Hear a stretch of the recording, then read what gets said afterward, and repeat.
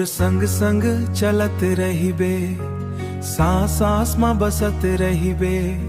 सांझ बिहान तय मोरे, तोर बिना का जिंदगी मोर रे। दू देह सही मन एक हवै, जन्म जन्म के नेह हवै। कभू नहीं होबे दूरे, तैं हस मोर भरपूर रे।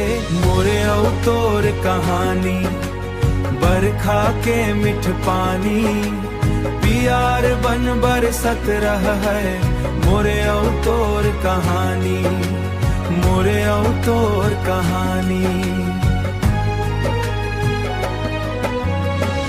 बरखा के मिठ पानी, बरखा के मिठ पानी। दिल ले दिल जुड़त रहे, मोरे औ तोर कहानी। देख न कैसन संजोग बनिस, तोर ममोला मोर ठौ मिलिस। जिए के सब आस मिलिस, तोर संग जिंदगी खास बनिस। जत का दिन ये दुनिया रहे, तोर संग मोर सपना बहे। सांझ बिहान तय मोरे, तोर बिना सुना भोर रे। मोरे औ तोर कहानी, बरखा के मिठ पानी। पियार बन बरसत रह है, मोरे औ तोर कहानी, मोरे औ तोर कहानी।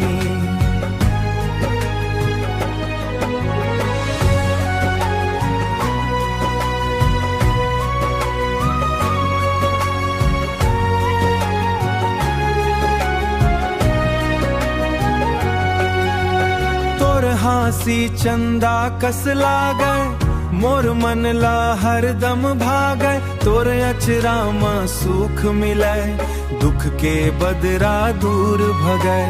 जत का सांस ये तन में हवै, तोर नावत के संग हवै। हाथ में हाथ धर के चलबो, संगे संगे सपना गढ़बो। मोरे औ तोर कहानी, बरखा के मिठ पानी। इश्क बन बरसत रह है, मोरे औ तोर कहानी।